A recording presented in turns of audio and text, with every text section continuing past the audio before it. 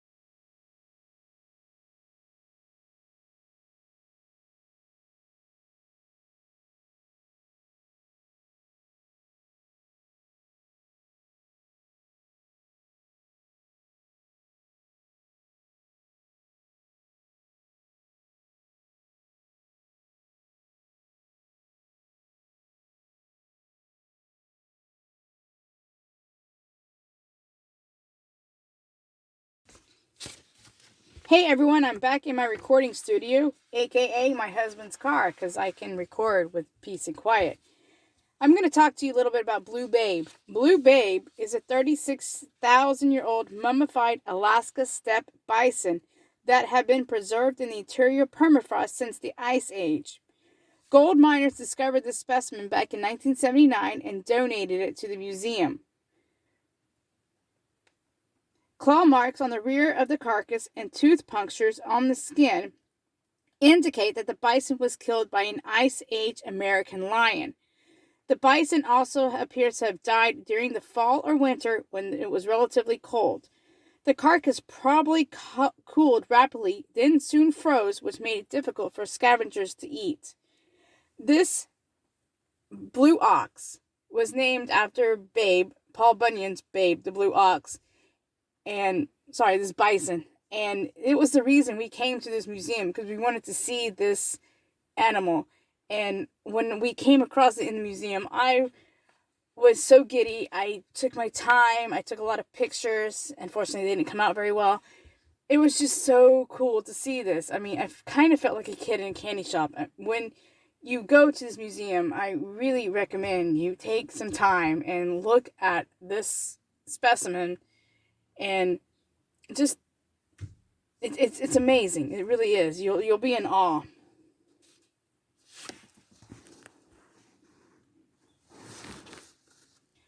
I also want to add that I recommend that you look up University of Alaska Fairbanks, the Museum of the North, and look up Google Blue Babe, and you can get some more information about this interesting animal.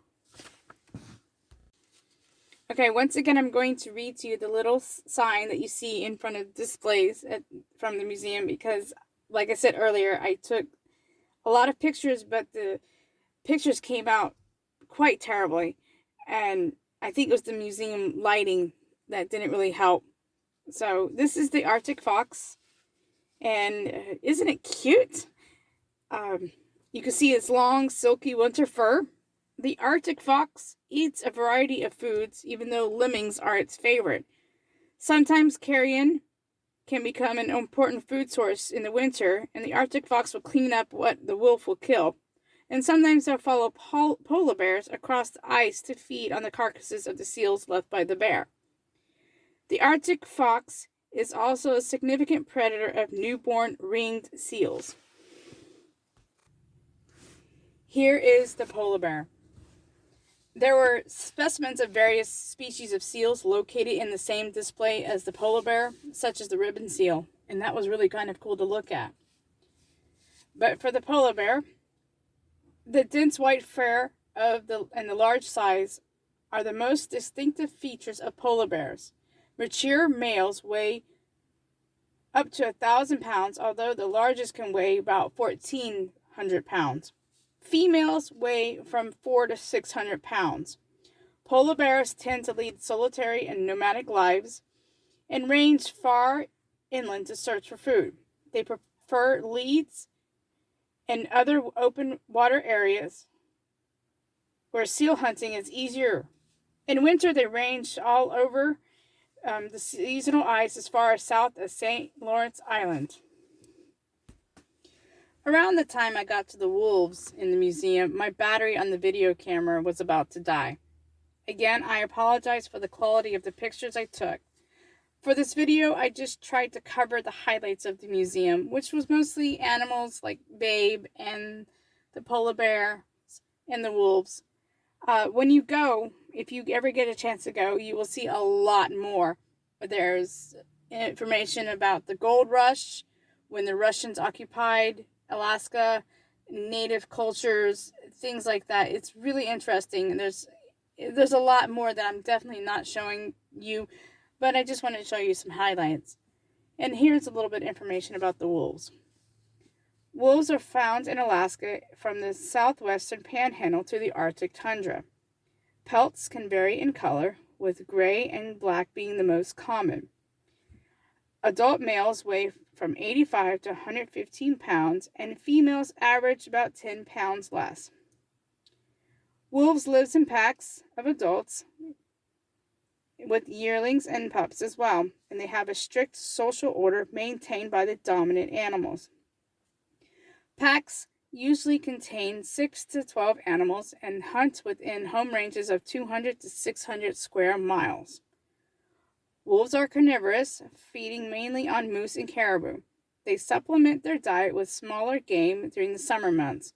In order to conserve energy while they hunt, wolves generally concentrate on the old and sick or very young animals.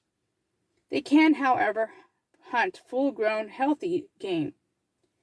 This has placed the wolf in competition with humans for some species, such as the moose. Today, wolves are recognized as an important factor to maintain healthy big game populations. Hope you enjoyed the video. Thanks for watching.